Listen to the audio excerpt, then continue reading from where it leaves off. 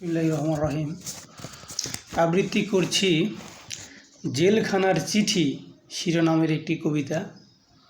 কবিতাটি মূল লেখক নাজিম হিকমত, অনুদিত সুভাষ মুখোপাধ্যায়।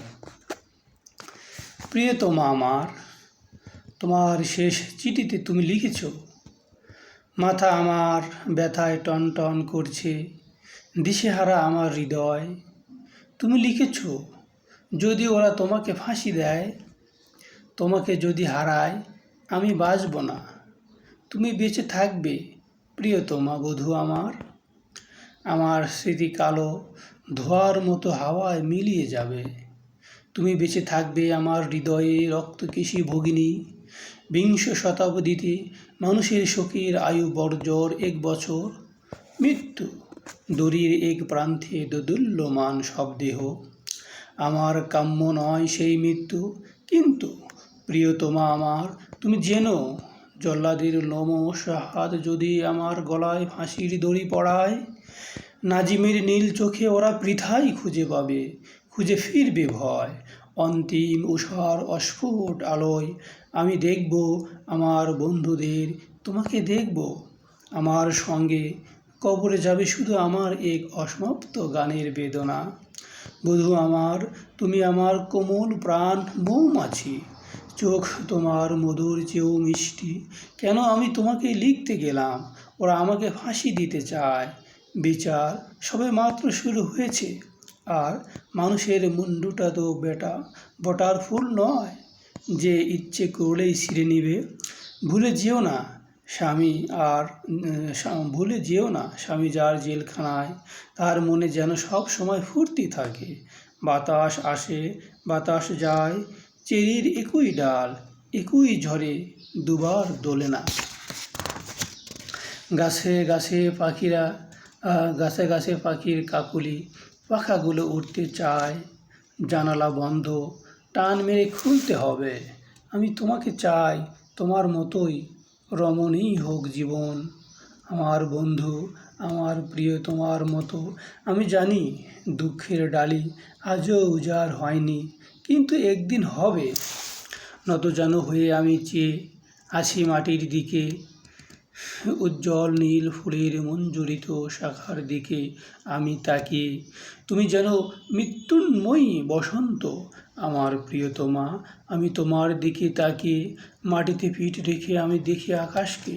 তুমি যেন মধুমাস, তুমি আকাশ, আমি তোমাকে দেখছি প্রিয়তমা। রাত্রির অন্ধকারে গ্রাম দেশের শুকনো পাতায় আমি জ্বালিয়েছিলাম আগুন, আমি স্পর্শ করছি সেই আগুন। নক্ষত্রের নিচে জ্বালা অগ্নিকুণ্ডের মতো তুমি আমার প্রিয়তমা। আমি তোমাকে স্পর্শ করছি, আমি আছি মানুষের মাঝখানে। ভালোবাসি আমি মানুষকে, ভালোবাসি আন্দোলন, ভালোবাসি চিন্তা করতে।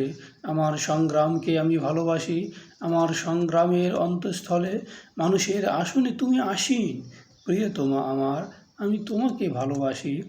রাত এখন 9টা, ঘন্টা বেজে গেছে ঘুমটিতে। সেলের দরজা তালা বন্ধ হবে এক্ষুনি। বেঁচে থাকার অনেক আশা প্রিয়তমা, তোমাকে ভালোবাসার মতো একাগ্র বেঁচে থাকা। কি মধুর, কি আশায় রঙিন তোমার স্মৃতি। কিন্তু আর আমি আশায় তুষ্ট নই, আর আমি শুনতে চাই না গান। আবার আমার নিজের গান আমি এবারই গাইব। আমার ছেলেটা বিছানায় শয্যাগত, বাপ তার জেলখানায়। তোমার ভারাক্রা মাথাটা ক্লান্ত হাতের উপর এলানো। দুঃসময় থেকে সুসময় মানুষ পৌঁছে দেবে মানুষকে। আমাদের ছেলেটা নিরাময় হয়ে উঠবে, তার বাপ খালাস পাবে জেল থেকে। তোমার সোনালি চোখে উপচে পড়বে হাসি। আমার আর আমাদের এই পৃথিবী একই সূচক্রে দাঁড়িয়ে। হে সমুদ্র সব থেকে সুন্দর, যে সমুদ্র সব থেকে সুন্দর তা আজও আমরা দেখিনি। সব থেকে সুন্দর শিশু আজও বেড়ে ওঠেনি। আমাদের সব থেকে সুন্দর দিনগুলো আজও আমরা পাইনি। মধুরতম যে কথা আমি তোমাকে বলতে চাই, সে কথা আজও আমি বলিনি। কাল রাতে তোমাকে আমি স্বপ্ন দেখলাম, মাথা উঁচু করে ধূসর চোখ মেলে। তুমি চেয়ে আছো আমার দিকে, তোমার আর্দ্র ওষ্ঠাধর কম্পমান, কিন্তু তোমার কণ্ঠস্বর শুনতে পেলাম না।